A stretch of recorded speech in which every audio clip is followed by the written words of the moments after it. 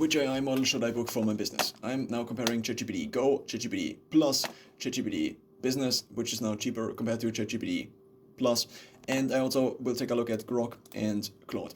So I have been trying all of those models in the most recent history. Now, it also seems to be the case that Gemini has some free options, which I am kind of unaware of. Now, most of my current projects, also private, are in ChatGPT. Now, ChatGPT has a few limitations, which I now want to go into. The first one is that a large portion of research seems to be censored, especially around. So now, why would this research? So for business, simply for business, it might not make that much of a difference, but of course I'm also a human, so therefore I'm using GPT also for every other question as well.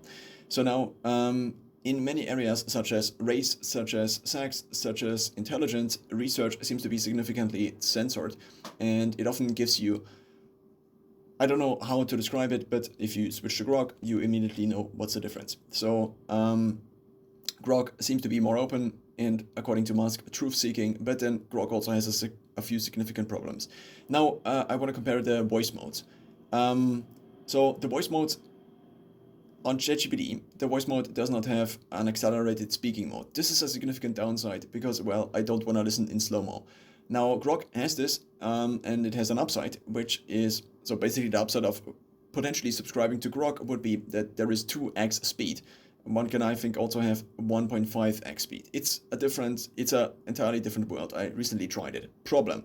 Now, I recently tried it when cycling 17 kilometers to the gym, and when I cycled, the mobile data probably was not sufficiently good, but there is also a function built into Grok voice mode that saves basically credits and reduces how much one uses Grok voice mode, and which is that it constantly pauses. So it's almost impossible to hold a conversation, especially if I'm cycling with the bike.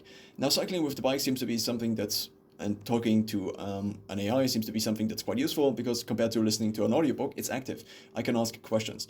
Now, I also tried this dozens of times with ChatGPT, but ChatGPT is in this case just trash, one could say. Of course, it's not trash. It's still a technological development that is already quite advanced, but, well, for me, it's not very usable. I tried talking about scripts, as I, at least in the past, did study a little bit economic science.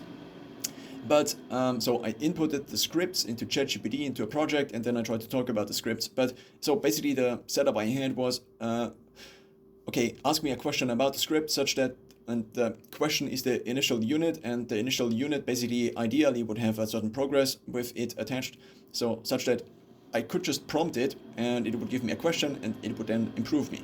It would improve the answer basically, and then it would just go on to the next question, which then also would be just by coincidence out of the script. And this did not work very well.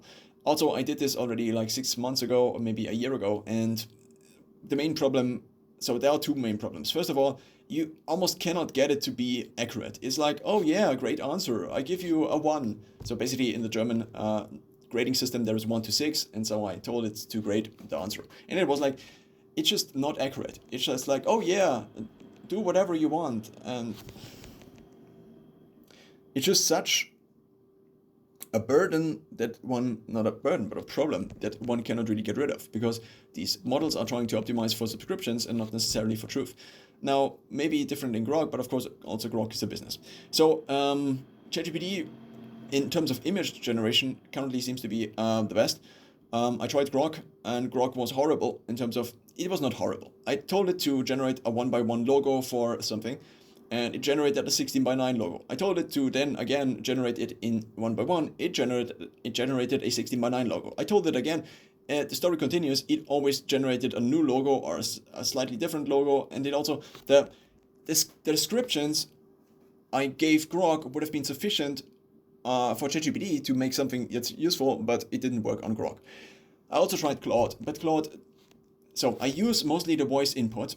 And of course, it would be nice if you could use it simultaneously. And the problem of the voice mode, especially in ChatGPT, is that it compresses information so much that there is almost nothing left of it. It's like you ask a complex question and then you get an answer that's like, oh yeah, just do whatever.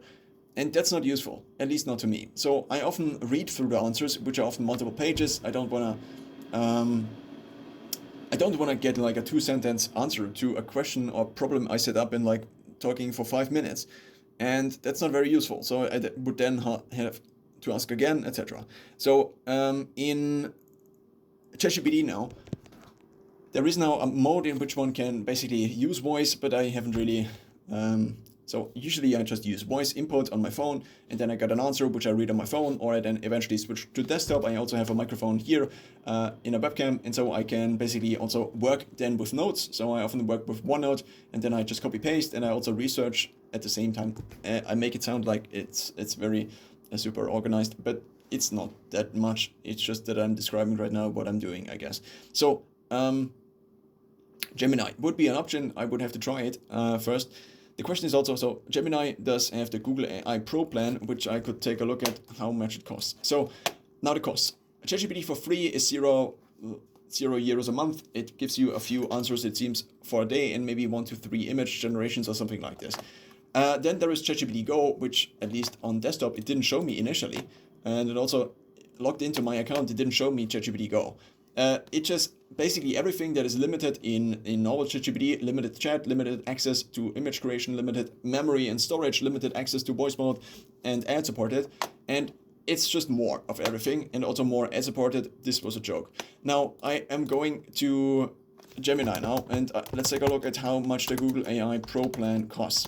Now, historically, one with ChatGPT also had access to Sora, but then Sora 2 came out, which was basically the social media thing, and then this was cancelled. And so I don't now know if with ChatGPT, I think one still has access to Sora 1, but Sora 1 is compared to Sora 2 not that good, but it's also in many ways not that much worse. It's just without sound, and also I think I will not be using it much, as social media AI creation for social media seems to be kind of I don't know now how to describe it in a few sentences, and it also would not do the whole thing justice. So let's take a look now at AI Pro from Google. All right, Google AI Pro. Currently on kingun.net, it costs $4.49. Let's use AI. Okay, Google AI Pro, the official Google site. So there is free. What does it do? Yep, your personal, proactive, powerful assistant, access to 3.6 Flash, varying access. The models, I would say, don't matter because they will be different in like 2 weeks. Image generation and editing, deep research, Gemini Live, Canvas, Gems. All right, and 15 gigabytes of cloud storage, which is the normal, which has been like this. Then there is Google AI Plus, $4.99 a month. I'm now in the United States, but I switched to Germany because that's where I am, and the prices probably are different. German, not here. Germany seems to be not so important, so it's not here. Or maybe it's called Deutschland.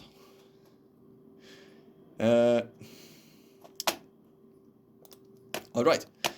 Google AI Plus, it's the same prices, basically just converted using no conversion. So $4.99 per month, Google AI Plus. All right, Gemini, 2 times more usage limits. And now the site is also in German. Google Flow. Okay, it's an AI studio, which probably, I mean, I might experiment with it, but the question is, does it make sense for a workflow? I don't know. Then there is $29.99, which is Google AI Pro, which is basically the same as ChatGPT Plus. So maybe Google wants to make it sound like Plus is cheaper, but of course now. All right, Google AI Ultra is $99.99 a month, which I probably won't get because, well, it's not that the models are so good that I need to get so much more.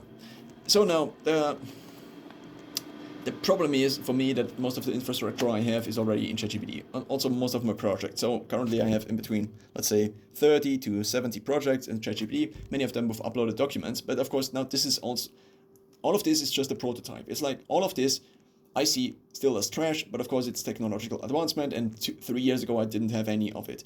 But nonetheless, if I upload scripts, for example, and then I ask questions about the scripts and I use voice mode, I can't even switch to 2x. Of course now these are all standards which I recently only developed, but of course now it doesn't make sense to have worse standards just because the product is not as good as one wants it yet. So now the question for me is, do I get, so choice 1, I will now lay out a decision tree. The first one is, do I get a ChatGPT Business or ChatGPT Personal Plus? So let's take a look at the 2 different things. For ChatGPT Plus, it says advanced intelligence for complex work, higher quality image creation, work agent. I mean, of course it says all of these things because, well, why not? It's like this, but better. It's like you have all